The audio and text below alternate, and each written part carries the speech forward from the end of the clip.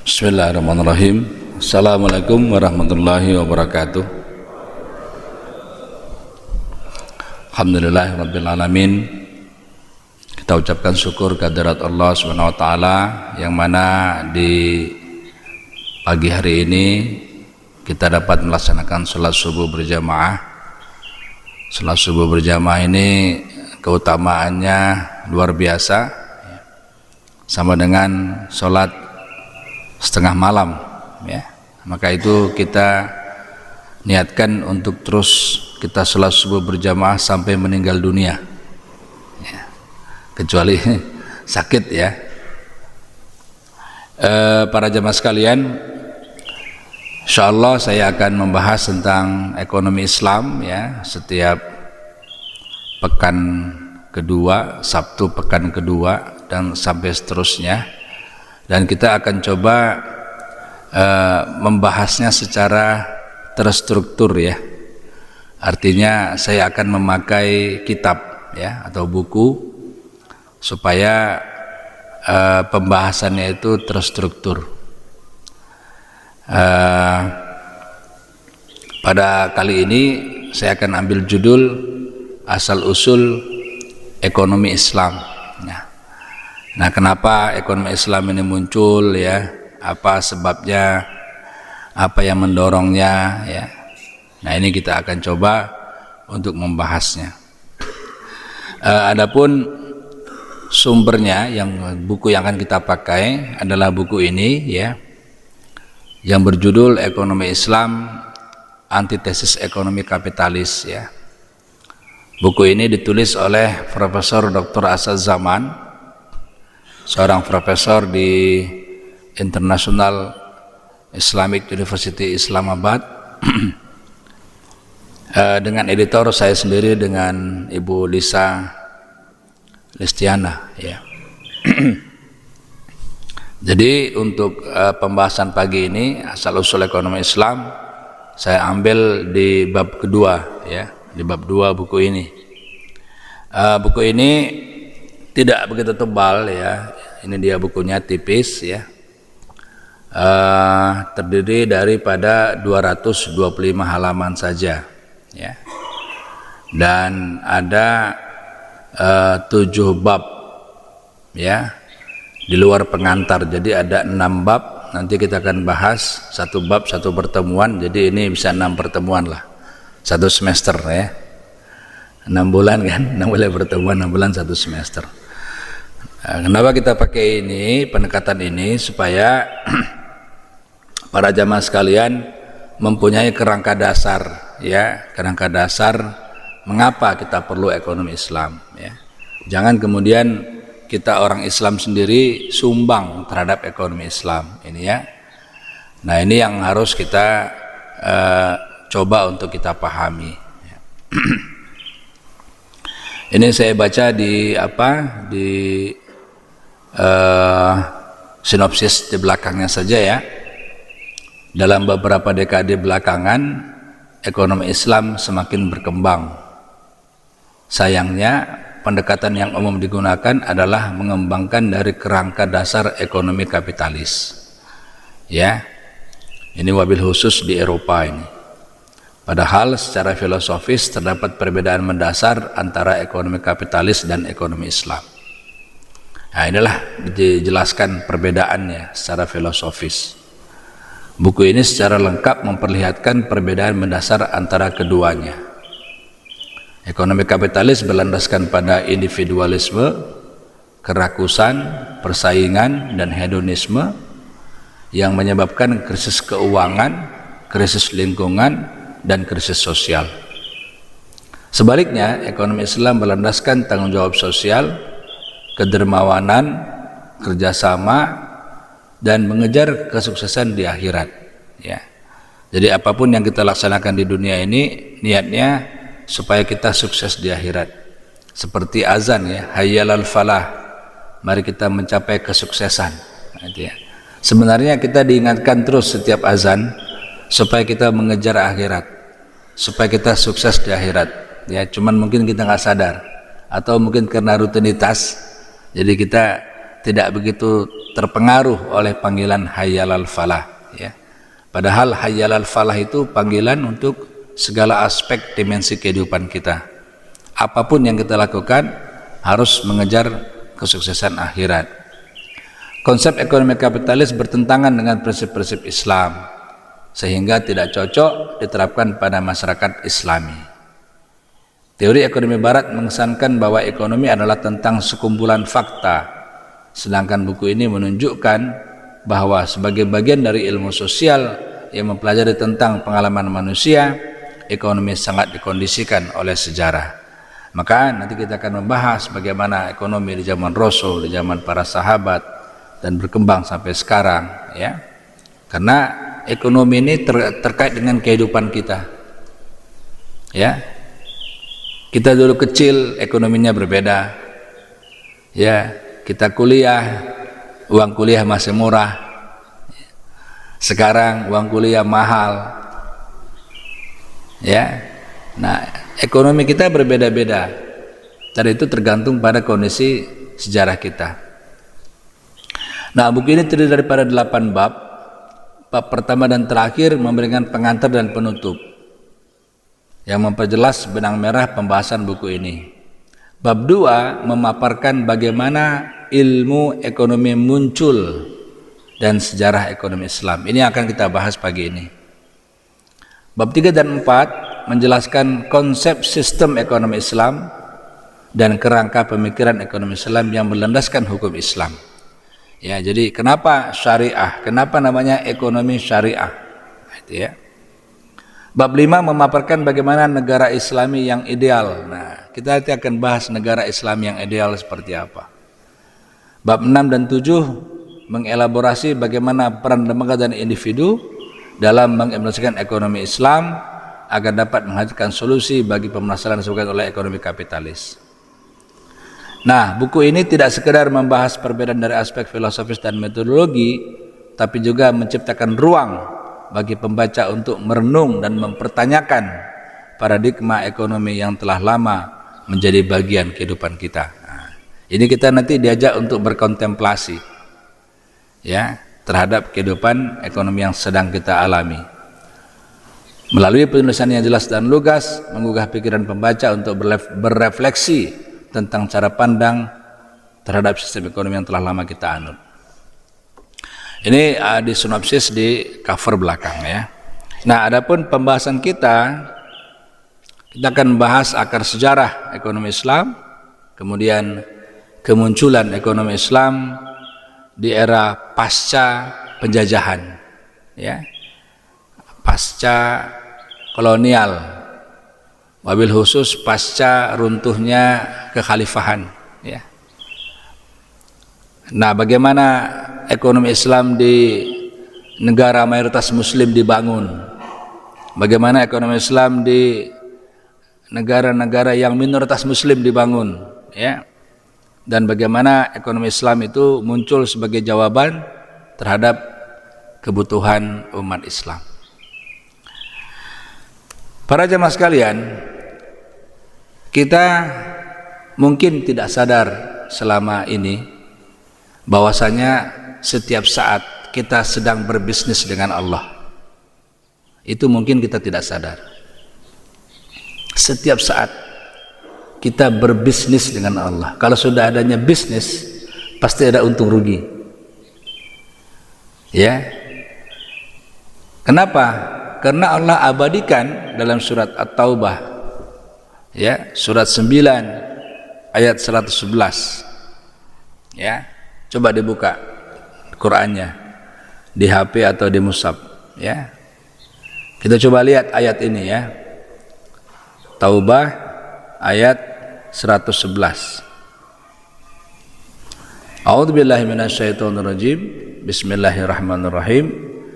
Innallaha ashtara minal mu'minina anfusahum wa amwalahum bi anna lahumul jannah. Sesungguhnya Allah membeli, ishtara, Allah membeli, berjual beli, berbisnis. Allah membeli minal mu'minin, dari orang-orang mukmin. Apa itu? jual belinya anfusahum wa amwalahum. Allah membeli diri mereka dan harta mereka. Dua yang Allah beli, diri dan harta. Bi anna lahumul jannah. Apa penukarnya? Penukarnya adalah surga. Masya Allah.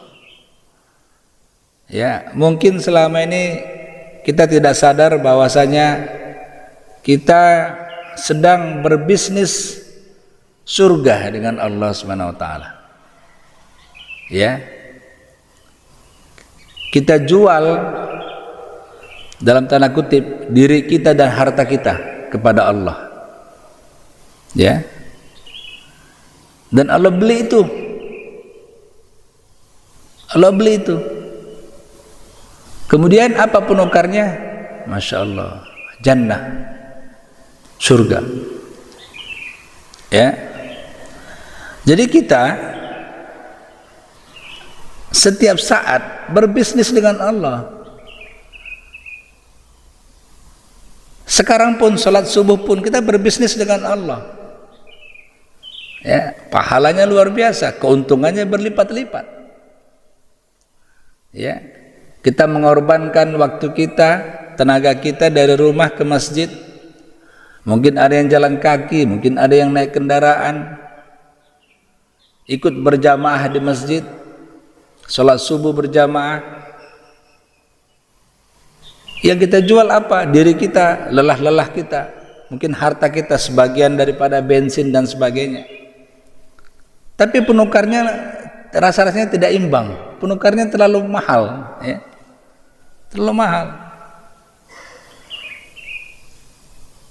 Salat fajar 2 rakaat itu lebih utama dari dunia dan seisinya. Coba bayangkan, dunia seisinya ini lebih utama 2 rakaat salat fajar. Ya. Nah, artinya apa? Artinya kita dengan Allah itu berbisnis. Ya, tidak ada yang gratis. There is no free lunch. Jadi Bapak Ibu jamaah sekalian, jangan mikir berbuat kebaikan, nggak ada yang gratis. Allah pasti ganti. There is no free lunch. Ya, sebesar pengorbanan yang kita berikan, lebih besar dari itu ganti dari Allah. Ya. Nah, jadi dari ini ya kita memahami bahwasanya apapun yang kita kerjakan di dunia ini itu dalam rangka kita ingin mencapai falah tadi. Ya, supaya kita bisa mendapatkan surganya Allah Subhanahu wa taala. Nah, lalu yang kedua, saya kutip hadis daripada Tirmizi, ya. Salah satu dari 5 pertanyaan, ya. Lengkap hadisnya itu Bismillahirrahmanirrahim, lan tazula qadamal 'abdi yaumal qiyamah hatta tusalu an arba'. Ya. 4 sebenarnya pertanyaannya, tapi 4 temanya, tapi pertanyaannya 5. Ya. Nah, pas di harta, an malihi, pas di harta pertanyaannya, min aina iktasabahu wa fima anfaqahu. Ya, ada 2 pertanyaan pas di harta ini. Dari mana engkau peroleh, kemana engkau belanjakan? Ya. Para jemaah sekalian, dari hadis ini sahabat kemudian mengelaborasi, memikirkan, ya, bagaimana caranya supaya kerajaan Islam atau kekhalifahan Islam yang sedang berkembang pada masa itu di zaman Khulafaur Rasyidin itu selamat dari 2 pertanyaan ini. Dari mana harta diperoleh, kemana dibelanjakan? Sehingga ketika kekhalifahan mulai berkembang, maka kajian-kajian tentang keuangan negara itu masif. Kenapa? Karena sahabat tidak mau negara punya pendapatan dari yang haram dan tidak mau dibelanjakan untuk yang haram. Masya Allah. Ya. Jadi begitu caranya sahabat atau caranya Khulafaur Rasyidin atau tabi'in memahami hadis, langsung dipraktekkan dalam kehidupan gitu. Makanya kitab-kitab turos, kitab-kitab lama yang banyak membahas tentang ekonomi adalah tentang keuangan publik, karena sangat dibutuhkan oleh kekhalifahan yang sedang berkembang. Kemudian muncullah kitab yang namanya kitab penulisnya Abu Ubaid yang namanya Al-Amwal. Ya, itu ditulis tahun 850 Masehi. Berapa ribu tahun yang lalu itu? 1200 sekian yang lalu. Sampai sekarang kita pelajari kitab Al-Amwal itu. Sudah diterjemahkan ke dalam berbagai bahasa. Dan dalam bahasa Indonesia itu baru diterjemahkan tahun 2010. Dan dibedah di TVRI. Dan penerbit meminta saya untuk membedahnya. 2010. Penerbitnya Gema Insani Press dengan judul bahasa Indonesianya Ensiklopedi Keuangan Publik. Coba bayangkan, ribuan tahun yang lalu baru kita coba untuk menggalinya sekarang-sekarang ini. Makanya ketika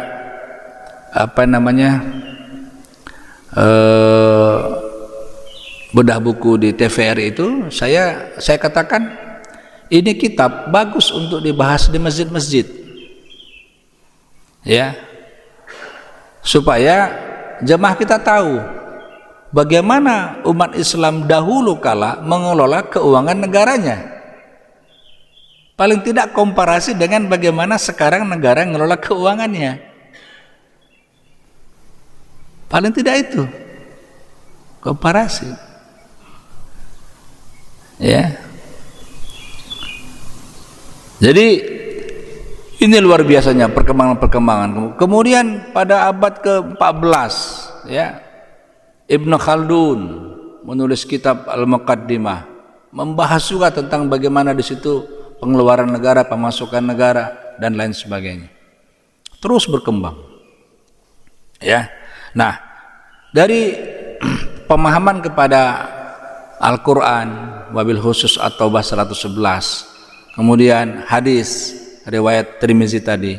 Lalu kita akan membahas bagaimana sebenarnya akar daripada sejarah ekonomi Islam itu sendiri.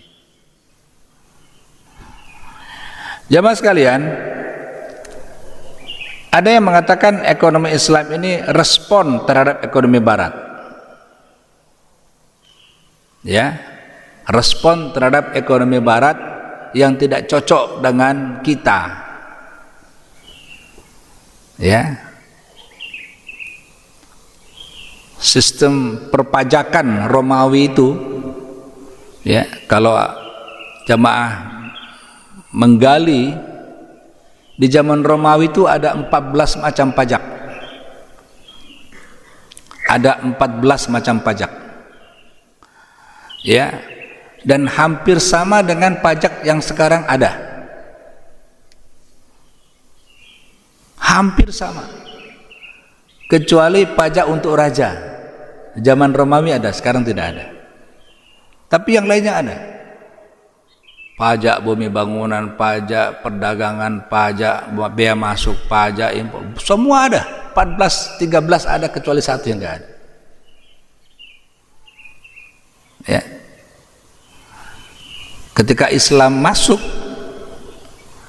mengalahkan Romawi, semua pajak itu dihapuskan dan diganti dengan zakat saja. Masya Allah, ya.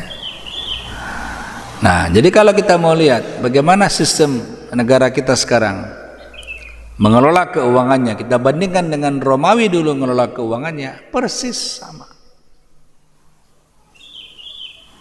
ya. Nah, kalau kita lihat dalam Bible Timotius 6:10, ini saya terpaksa mengutip, ya, karena memang penulis mengutip itu. Di dalam Bible itu disebutkan cinta uang adalah akar segala kejahatan. Kalau bahasa kita nih, hubbud dunya itu adalah akar segala kejahatan. Itu bahasa kitanya itu. Bahasa Bible-nya cinta uang adalah akar dari segala kejahatan. Lihat Timotius 6:10. Lalu pemikiran yang sudah lama dipraktekkan oleh orang-orang ketika itu kemudian diputar balikkan oleh siapa? Oleh Bernard Shaw tahun 1903 dengan slogan kekurangan uang adalah akar dari segala kejahatan. Nah, itu dia. Ya. Yang tadinya hubbud dunya merupakan agar segala kejahatan, sekarang dia bilang kekurangan uang adalah agar daripada segala kejahatan. Apa akibatnya? Akibatnya orang mulai menumpuk-numpuk uang. Ya. Muncullah kemudian kapitalisme. Muncullah kemudian materialisme. Yang sebelumnya ada, tapi dengan slogan ini semakin meningkat masif. Ya. Sehingga yang tadinya uang bukan merupakan tujuan, sekarang merupakan tujuan. Yang tadinya uang adalah sarana kita untuk mencapai pahala dengan tujuannya akhirat, berubah menjadi uang itu adalah tujuan itu sendiri. Sehingga kalau antum tanya pada orang-orang konglomerat, orang-orang kaya, tanya uang ente untuk apa, mereka nggak bisa jawab. Ente punya uang banyak kan, triliun-triliun, ya, untuk apa? Masa jawab dia. Ya, karena di Islam jelas, di Islam itu yang namanya harta itu adalah wasilah kita untuk mencapai kesuksesan. Jadi harta bukan tujuan. Kalau Allah beri kita harta banyak, alhamdulillah. Kalau tidak, ya tidak apa-apa. Yang penting kita menjalani kehidupan itu, kita menjalani ekonomi itu dengan benar, dengan halal. Tapi ketika uang menjadi tujuan, maka segala cara akan dilakukan. Enggak peduli halal haram. Haram, tabrak saja. Kenapa? Tujuannya adalah kapitalisme itu, uang itu. Begitu dia mati, bingung juga dia uangnya mau diapain kan? Nah, kalau kita lihat kemudian bagaimana ekonomi Islam versus ekonomi Barat, ya. Saya katakan ekonomi Barat karena ini memang ekonomi yang kita pelajari lahirnya dari Barat, bukan dari Islam. Bahkan kitab-kitab textbook sekarang itu semuanya dari Barat. Yang rata-rata penulisnya adalah Yahudi. Buku economics yang paling terkenal di dunia itu karangan Paul Samuelson. Yahudi, Jews. He is Jews. Dan dialah yang mulai membuat ekonomi rumit dengan memasukkan matematika ke dalam ekonomi.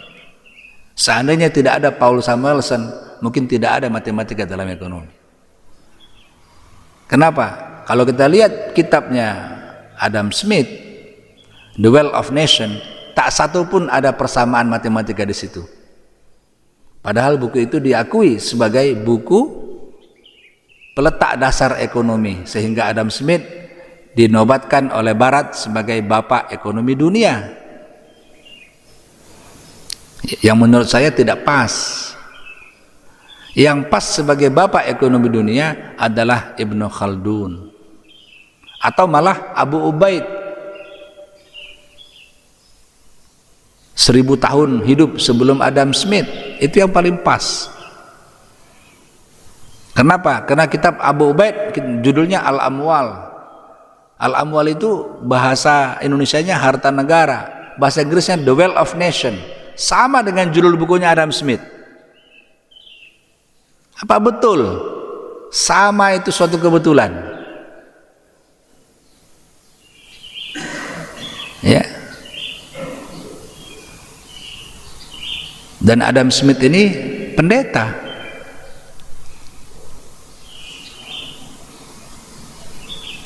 Sebelum dia menulis buku The Wealth of Nation, dia nulis buku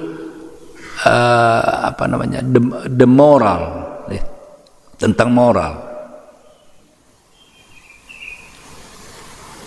Kalau bahasa sekarangnya ustadz lah dia itu, ya, di agama dia.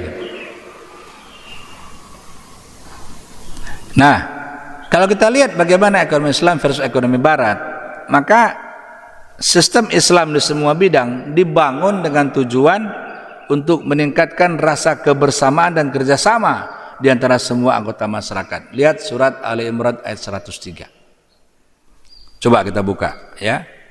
Ini landasan-landasan bagaimana kita bermuamalah sesama kita, ya, termasuk berekonomi, karena ekonomi salah satu bagian daripada muamalah. Ali Imran 103. A'udzubillahi minasyaitonir rajim wa'tasimu bihablillahi jami'an wala tafarraqu. Dan berpegang teguhlah kamu semuanya pada tali agama Allah dan janganlah kamu bercerai-berai. Ya. Persatuan, kebersamaan, kekompakan, ya. Nah, kita harapkan kita kompak. Yang dalam skala mikro kita harapkan pengurus DKM kompak, pengurus yayasan kompak. Jangan cerai-berai. Ya. Wa'tasimu, i'tisam. Ya, ini menjadi nama masjid di kompleks saya, i'tisam. Ya. Ini dari sini diambilnya. Ya, jangan bercerai-berai, berpegang teguh pada tali agama Allah, janganlah bercerai-berai. Ya. Wadhkuru ni'matallahi 'alaikum idz kuntum a'daan. Ingatlah nikmat Allah kepadamu ketika kamu dahulu di masa jahiliyah bermusuhan. Ya. Ini luar biasa. Islam datang yang tadinya mereka bermusuhan menjadi bersaudara. A'daan tadinya. Lalu fa'allafa baina qulubikum. Lalu Allah menyatukan hati-hati mereka. Jadi kita ini hati kita menyatu karena keimanan. Apapun suku kita, dari manapun kita berasal, kalau kita mengucapkan iman yang sama, kalimat yang sama, la ilaha illallah Muhammadar Rasulullah, kita merasa bersaudara. Ya, bukan hanya dengan orang Indonesia, dengan orang luar negeri pun kita merasa bersaudara. Ada pengalaman unik, ya. Waktu saya di mana itu yang susah cari masjid itu. Bukan di Jerman, ya. Saya dengan rombongan, ya, ada acara studi banding kooperasi dunia. Lalu kita di Swiss. Ya, di Swiss kita sholat subuh cari masjid. Susahnya setengah mati dapetin masjid. Ya, kita nggak tahu mau naik apa, kita jalan kaki itu. Jaraknya 3 km baru nyampe masjid. Nyampe masjid itu sudah terang. Nah, lalu di situ ada jemaah yang lagi muzakarah zikir, ternyata mereka orang-orang Albania. Ajak ngobrol. Coba bahasanya tidak sama, warna kulitnya tidak sama, ya kan? Tapi karena Muslim, Masya Allah, rasanya itu dekat sekali. Habis kita sholat, kita langsung dicegat di pintu, dijamu untuk minum teh itu, syai, ya, qahwah gitu, dijamu. Habis dijamu yang paling menakjubkan ketika kita mau keluar mau pulang, kita dikasih sajadah satu-satu. Masya Allah, saya bilang, baru itu ketemu dikasih sajadah satu-satu. Saya bisikin sama teman, itu ada kotak infak tuh, malulah, masa kita dapatin, kita bawa sejarah tanpa kasih kotak infak. Akhirnya pada kasih tuh, ada yang ngasih 50 euro, ya. Kita ibaratkan, udahlah kita niatin, kita sedekah sekali, kita niatin beli ini aja lah, udah. Sampai begitu tuh, persaudaraan karena seiman tadi tuh. Ya mungkin juga mereka lihat ini jarang orang cari-cari masjid subuh kan. Nah di sana minoritas. Tapi maksud saya adalah bagaimana kita beragama ini, kita apa tadi disebutkan, meningkatkan rasa kebersamaan dan kerjasama itu yang harus kita pupuk terus, ya. Sementara ekonomi barat tidak. Kemudian memprioritaskan kepentingan komunitas di atas kekayaan materi. Surat 8, 62, 63. Coba kita lihat, ya, surat 8. Surat 8 ini surat Al-Anfal, ya. Ayat 62, 63. A'udzubillahi minasyaitonir rajim wa yuridu ay yakhda'uka fa inna hasbakallah huwallazi ayyadaka binasrihi wa bil mu'minin wa allafa baina qulubihim law anfaqta ma fil ardi jami'an ma allafta baina qulubihim. Ya, itu dia. Seandainya engkau menginfakkan hartamu semuanya, engkau belanjakan semua hartamu untuk menyatukan hati-hati manusia, tidak akan bisa bersatu. Ma allafta baina qulubihim. Tidak akan bisa bersatu. Ya. Tidak ada ta'liful qulub, tidak ada. Ta'liful qulub itu insya Allah adanya di masjid. Ya, di luar masjid itu kepentingan, basisnya kepentingan. Kita duduk bareng karena kita punya kepentingan bareng. Tidak punya kepentingan bareng, kita bubar. Ya. Kenapa? Karena Allah lah yang menyatukan hati-hati kaum mukmin itu. Walakin Allah allafa bainahum. Bukan uang. Bukan uang. Mungkin bisa bersatu sementara ya. Habis itu uangnya habis, bubar lagi. Ya. Sementara kalau barat sistem individualitas yang berbasis kepentingan pribadi yang kompetitif.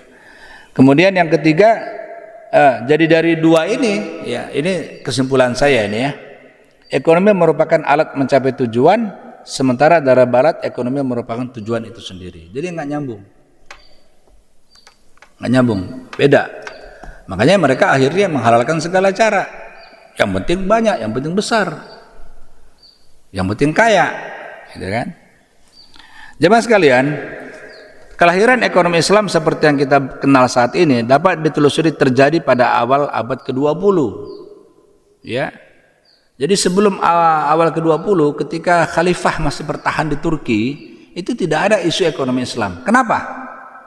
Karena khalifah menerapkan ekonomi Islam. Tidak ada isu. 600 tahun kekhalifahan Turki bertahan itu karena ekonomi Islam. Tidak ada isu ketika itu. Tapi begitu runtuh khalifah, mulailah penjajahan di mana-mana. Perang Dunia Pertama, Perang Dunia Kedua, hampir semua negara Arab dijajah. Termasuk kita.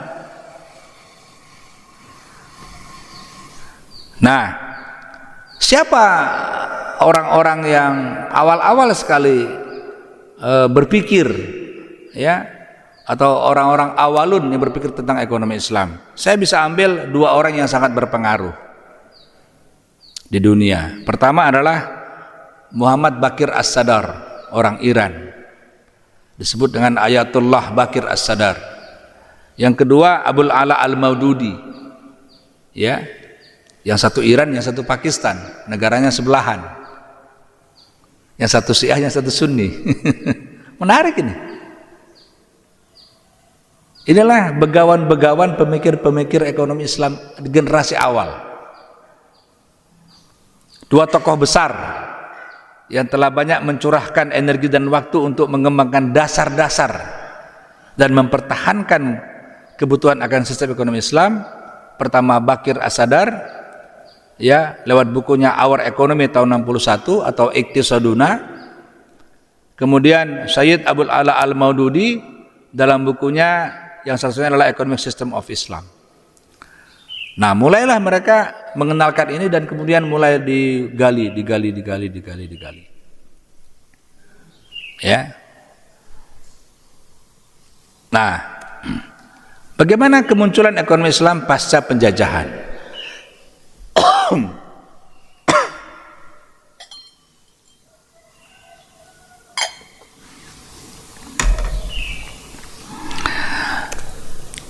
Tahun 70-an, ini saya baru lahir nih ya, tahun 70-an. Beberapa faktor menciptakan kebutuhan akan pemikiran ekonomi baru itu munculnya OPEC. Ya. Organisasi pengekspor minyak. OPEC itu menempatkan sejumlah besar kekuatan politik dan kekayaan di tangan muslim. Ya.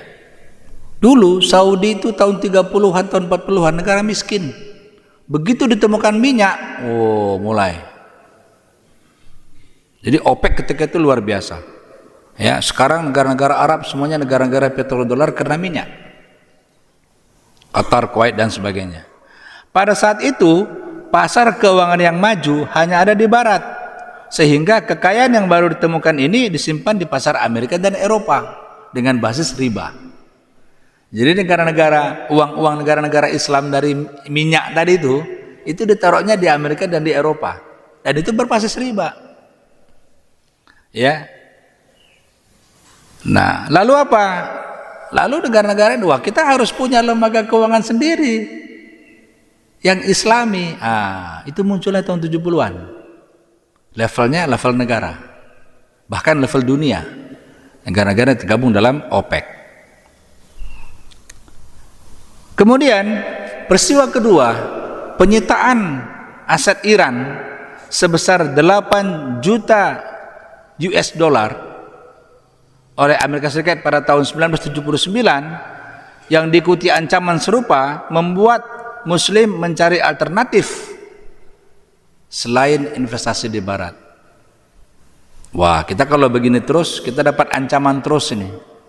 Ya. Penyitaan aset, nanti pembekuan aset dan sebagainya. Kita dimiskinkan ini. Kita harus punya sistem yang lain, yang baru. Insyaallah. Ya. Lalu tesis Pfeffer tahun 96 itu berpendapat bahwa ekonomi Islam adalah jawaban atas masalah ekonomi yang dihadapi oleh umat Islam. Tadi aja itu sudah jawaban betul itu. OPEC menghasilkan billion dollar, masa taruh uangnya di Amerika dan di Eropa? Iran yang punya kekayaan sebesar itu enak saja disita karena naruhnya di sana. Kebutuhan. Sama halnya seperti ekonomi Keynesian menanggapi masalah era depresi besar atau the Great Depression. Ya, ketika Great Depression di Amerika tahun 1929 ini menciptakan pengangguran hampir 20% ketika itu. Menciptakan kesenjangan ekonomi, turunnya ekonomi hampir 20%, melebihi daripada respon kita. Tidak pernah terjadi dalam sejarah Amerika. Itu kemudian membuat mazhab classical economics dibuang dan mereka mencari alternatif baru, muncullah Keynesian economics. Jadi semua orang mencari alternatif ketika sistem lama sudah gagal. Sama halnya dengan ekonomi Marxian menanggapi masalah oleh industrial di Inggris. Ya. Nah, jemaah sekalian, di negara-negara mayoritas muslim, ambisi Islamis untuk bergerak menuju negara Islam sepenuhnya memiliki hasil yang beragam, dibentuk oleh kekuatan politik relatif dan faktor lain. Negara-negara yang mayoritas Islam, ya katakanlah Iran, Pakistan, Sudan, Malaysia, Indonesia, itu memilih jalannya sendiri-sendiri untuk mengembangkan ekonomi Islam. Nah, di tempat-tempat umat Islam yang menjadi minoritas, katakan India, Eropa dan sebagainya, maka umat Islam lebih memilih untuk menggunakan swastanisasi dan berorientasi pasar daripada membuat kebijakan pemerintah, karena nggak mungkin, pemerintahnya kan non. Maka kemudian di negara-negara Eropa katakan itu yang maju adalah lembaga-lembaga finance-nya, Islamic Financial Institution. Makanya kemudian kampus-kampus di Eropa itu menawarkan program studi itu. Karena apa? Karena sudah dibangun oleh teman-teman muslim. Ya, salah satu pemiliknya adalah teman saya, Profesor Humayun Dar. Ya. Nah, ekonomi Islam di negara mayoritas muslim, misalnya Iran, katakan Iran, ya. Ini kalau kita lihat pengalaman Iran dalam mengislamkan sistem ekonominya telah dibahas oleh Niblock dan Wilson. Ya, Iran ini menarik, Pak. Menarik apa? Karena dia betul-betul declare negara Islam. Hanya ada dua yang betul-betul declare negara Islam di namanya, yaitu Iran dan Pakistan. Ya, kalau antum mendarat di Pakistan itu welcome to Islamic Republic of Pakistan. Di state di situ dinyatakan Islamnya itu. Kalau kita kan enggak, kita kan Republik Indonesia, enggak dibilang Islamic Republik Indonesia, enggak dibilang. Meskipun kita mayoritas Muslim, tapi sekarang kita sudah digeser sama Pakistan. Sekarang negara dengan jumlah penduduk Muslim terbesar Pakistan, bukan lagi Indonesia.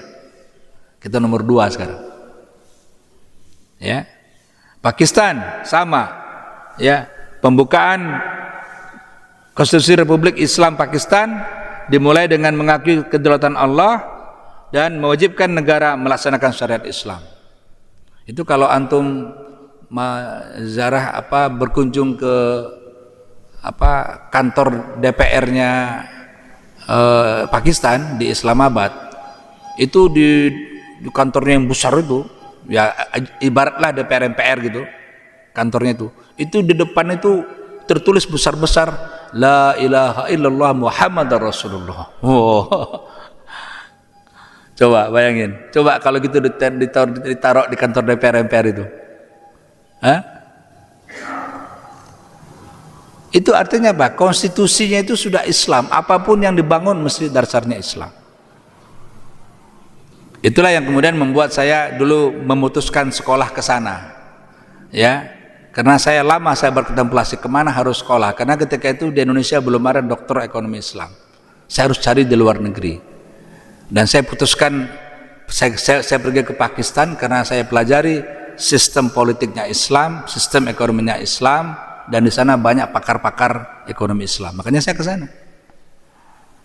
Ya, dan saya diterima di International Islamic University dengan fakultas namanya International Institute of Islamic Economics. Namanya bukan Fakultas of Islamic Economics, namanya International Institute. Kenapa? Karena itu dibangun tahun 79, kampus dibangun tahun 80. Jadi lembaga itu sudah ada sebelum kampus berdiri. Dan kampus ini didirikan oleh negara-negara OKI.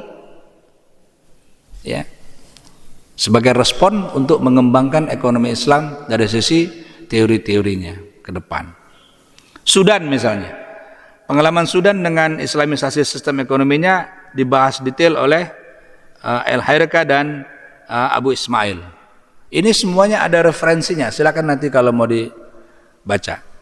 Kemudian Malaysia, di Malaysia berbagai lembaga keuangan Islam beroperasi berdampingan dengan lembaga keuangan konvensional, ya, dengan dukungan pemerintah. Ini ada dalam Arif. Dan Indonesia, negara kita, berbagai lembaga keuangan Islam beroperasi berdampingan dengan lembaga keuangan konvensional.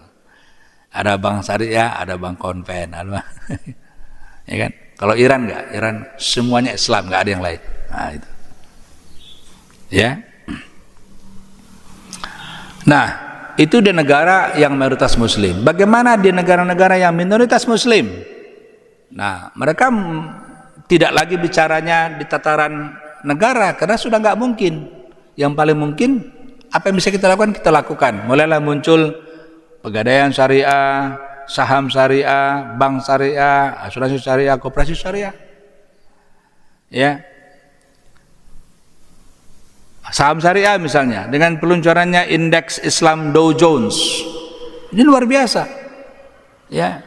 Di pusatnya sekarang pasar saham itu ada namanya indeks Islamic Dow Jones. Ini mulai mengembangkan kemudian pasar saham syariah.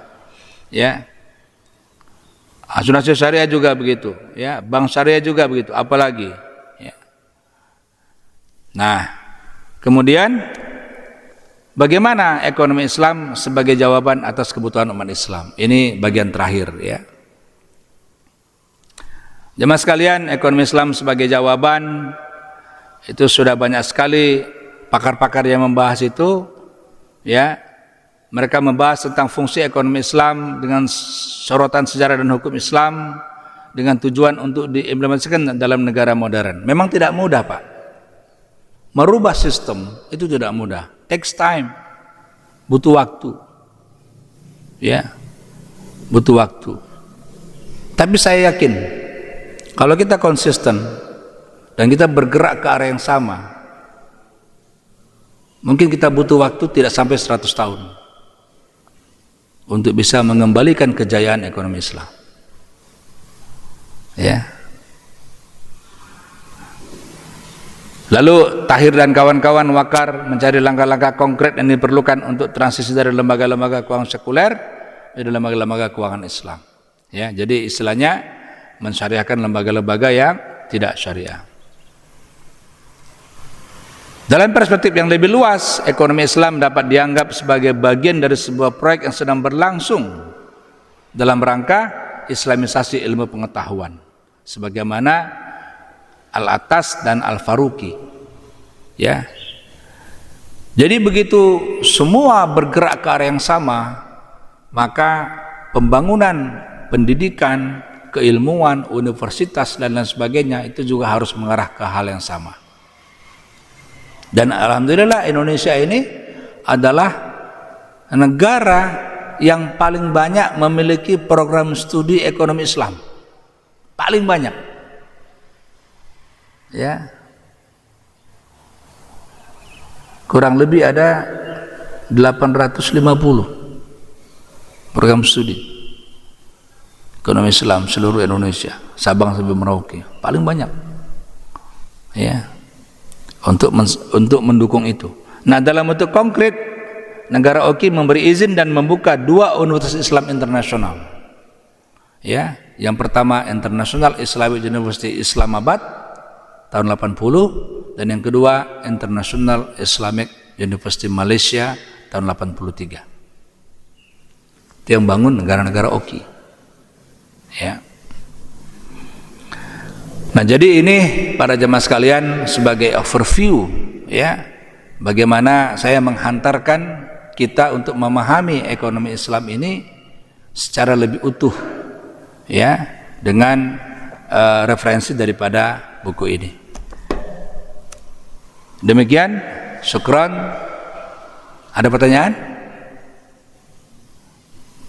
Sudah suruk ya? Silakan kalau ada pertanyaan, monggo.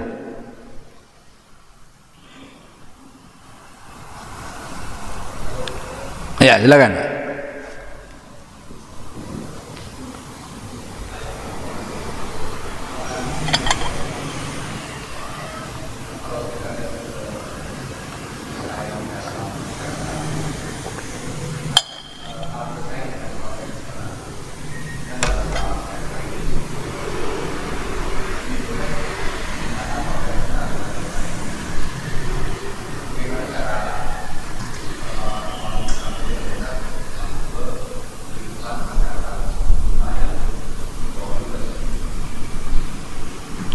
Coba mic-nya, saya kurang gitu jelas.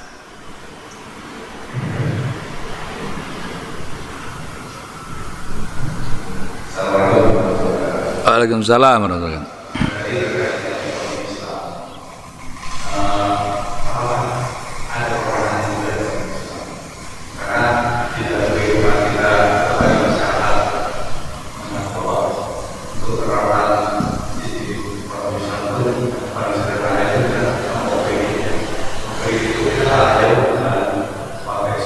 Ya.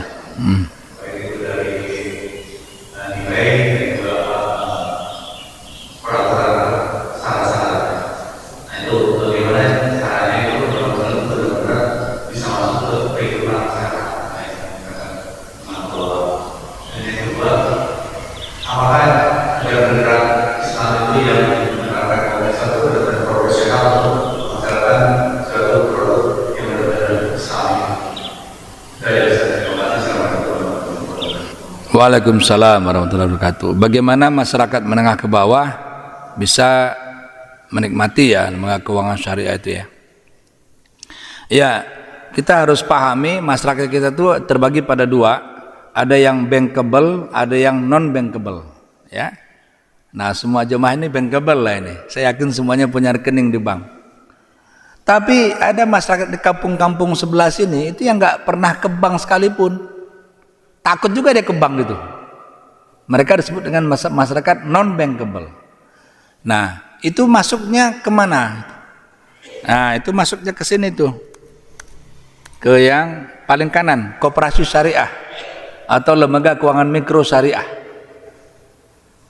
Ya, dan kita alhamdulillah, saya selaku pegiat di situ juga, saya sudah 10 tahun berkecimpung di lembaga keuangan mikro syariah. Kita bangun dari awal bagaimana mereka kita layani secara syariah. Alhamdulillah sekarang keberpihakan mereka kepada ekonomi syariah itu kuat sekali. Ya, kita punya anggota 210.000 orang. Alhamdulillah mereka bagus dan kuat. Dan beberapa sudah ada yang militan. Kami harus syariah Pak Ustadz. Kalau nggak syariah kami nggak mau. Nah, begitu tuh. Ya. Nah, nanti boleh dibuka websitenya kopsahbmi.co.id ya. Nah, di situ saya selaku ketua pengawas syariah. Jadi kita harus masuk kepada lembaga keuangan mikro, dan lembaga keuangan mikro ini banyak sekali Pak di lapangan, banyak sekali di lapangan. Ya, silakan, ada yang bentuknya ventura, ada yang bentuknya koperasi, ada yang bentuknya lain-lain. Ya, tapi yang jelas kita punya niat itu bagaimana caranya supaya masyarakat yang non bankable ini bisa kita didik secara syariah dan kita bisa latih mereka. Ya, 2 hari yang lalu saya baru memberikan pelatihan kepada sekitar 20 orang anggota-anggota kita yang sudah cukup lama dan kita anggap militan untuk dilatih tentang aspek kesyariahannya. Ya, luar biasa. Ya, ekonomi di masyarakat menengah ke bawah itu Pak, dinamisnya luar biasa. Ya, jadi jawabannya adalah kita harus masuk ke lembaga keuangan mikro syariah, dan sudah banyak sekarang di lapangan. Ya. Terus yang kedua tadi apa?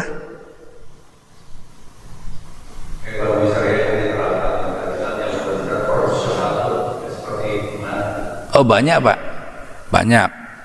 Ya, Indonesia sendiri banyak yang sudah profesional. Ya, di Malaysia apalagi, ya, di UK apalagi. Malah saya punya teman yang jadi CEO-nya di situ. Ya, jadi banyak. Ya, cuman kalau dibandingkan dengan yang konvensional ya masih kalah Pak, ya kan? Ekonomi lembaga keuangan konvensional itu udah umurnya udah berapa? Dari Adam Smith sampai sekarang udah berapa ratus tahun itu? Udah 200 tahun lebih, ya kan? Keuangan Islam di Indonesia baru 20 tahun, baru 30 tahun. Maka tadi saya bilang kita perlu waktu, tapi saya yakin gak sampai 100 tahun kita akan dapat mengalahkan ekonomi konvensional. Nah itu ya, secara market share. Ya, kita punya strateginya itu. Ya tapi harus konsisten mengembangkan ekonomi Islam, karena mengembangkan ini sama dengan berjuang tadi kan. Pasti tidak banyak yang suka. Walan tardo angkal Yahudi walan Nasoro, yang paling pertama tidak suka itu adalah Yahudi dan Nasoro apabila ekonomi Islam maju. Itu persoalannya. Fighting kita Pak, fighting itu. Oke, yang lain silakan.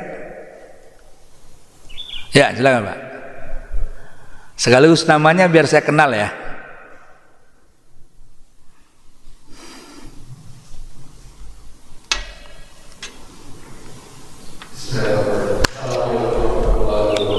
Waalaikumsalam warahmatullahi wabarakatuh. Siapa namanya?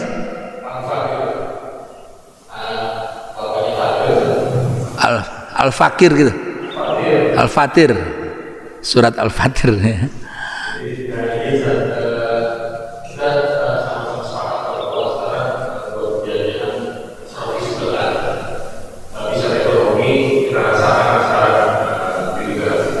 Coba agak jauh Mic-nya mendengung, saya nggak bisa tangkap benar-benar. Mic-nya agak jauh.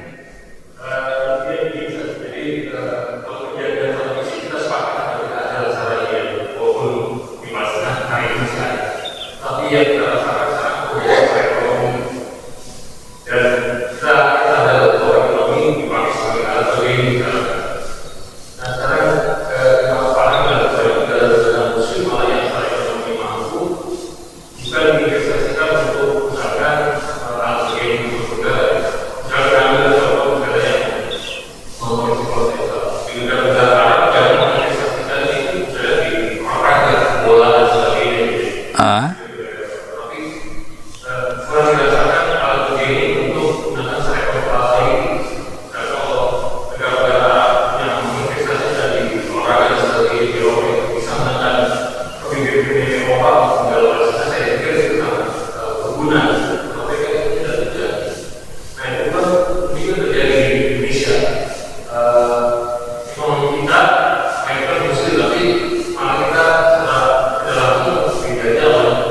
iya.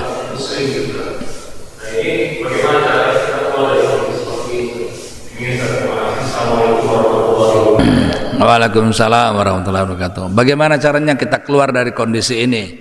Kita harus buat grand strategik, ya, rencana strategik ke depan. Ya, 2045 itu tinggal 20 tahun lagi. 100 tahun Indonesia merdeka. Ya, padahal cita-cita emas tahun 2045 itu dahsyat.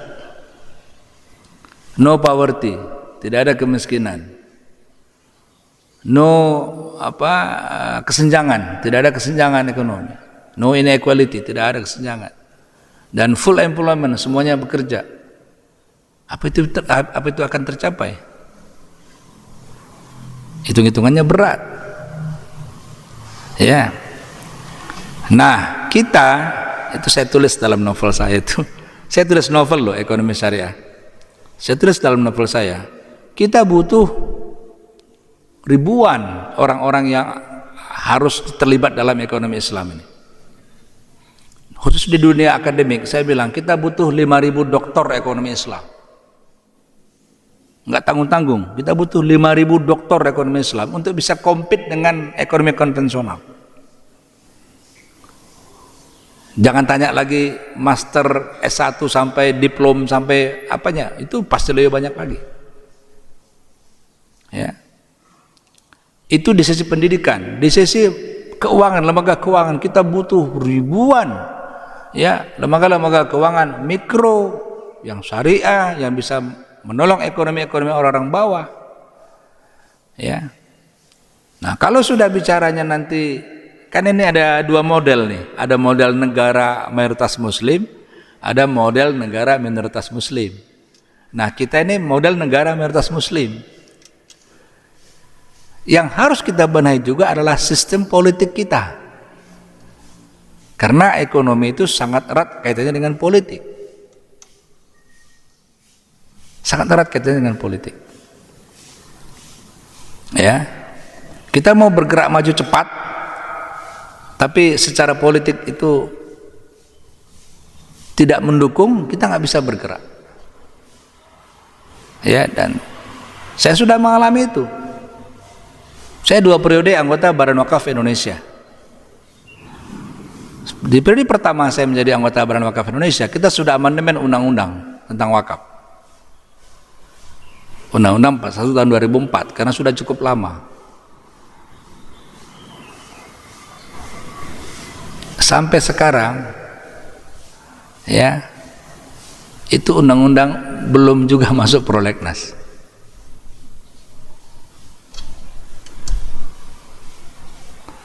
Ya, ini teman-teman yang punya fashion politik, masuk ke politik, fight di politik, berjuang di politik. Ya, hidup ini adalah perjuangan. The life is test. Ya, yang penting jangan diam, jangan berpangku tangan. Jadi ya. Baik, ada lagi? Cukup ya. Insya Allah nanti minggu depan kita teruskan bab 3 daripada buku ini, ya. Mudah-mudahan terus bersemangat untuk kita gali, ya, dan semoga semuanya sehat-sehat sampai seterusnya, ya. Sekian itu dengan doa kifarat majelis. Subhanakallahumma wa bihamdika asyhadu an la ilaha illa anta astaghfiruka wa atubu ilaik. Assalamualaikum warahmatullahi wabarakatuh.